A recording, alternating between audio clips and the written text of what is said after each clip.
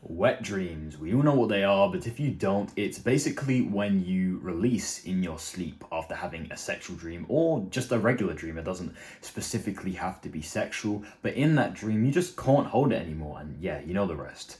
They are very, very annoying, but are they bad for you? Are they good for you? Well, I'm going to break it down in this video today because a lot of people going through this will not know the answer. Now, wet dreams are completely healthy, and it's actually a sign that you have higher testosterone. We have wet dreams because our balls basically get too full of semen, and that's why you'd get more wet dreams if you stopped fapping and stopped having sex, for example. So because of that, your body needs a way of releasing this semen as you're not doing it yourself, and that is where the wet dream comes into play. This is what the wet dream is for, and it's very fascinating when you think about it all. Like, our brain and our body forces us to release it. It's very interesting. But yeah, if you get a lot of wet dreams, you're most likely not ejaculating like consciously. I mean, like fapping or having sex, right? Which is a good thing, because the less you release semen, the more energy you keep inside you, giving you more energy throughout the day to be productive and work hard. And to answer one of the biggest questions when it comes to wet dreams is no. Having wet dreams do not count as relapses, because it's not like you're conscious of it and you wanted it to happen. And plus, we need wet dreams anyways to get rid of old sperm, so it's a good thing.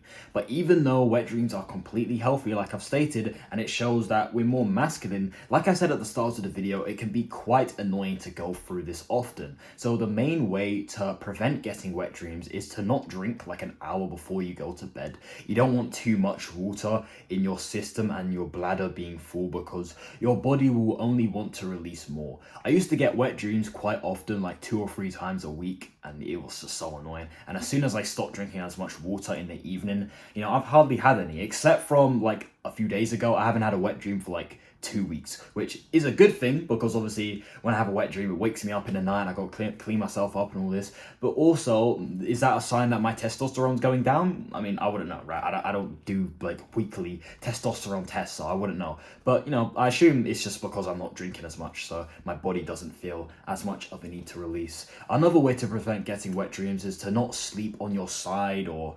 your stomach. Like whenever I sleep on my side or my stomach, most likely I'm getting a wet dream. So I always try to sleep on my back as much as I can. So remember, wet dreams only mean that your balls are full and are trying to bring in new, stronger, healthier semen.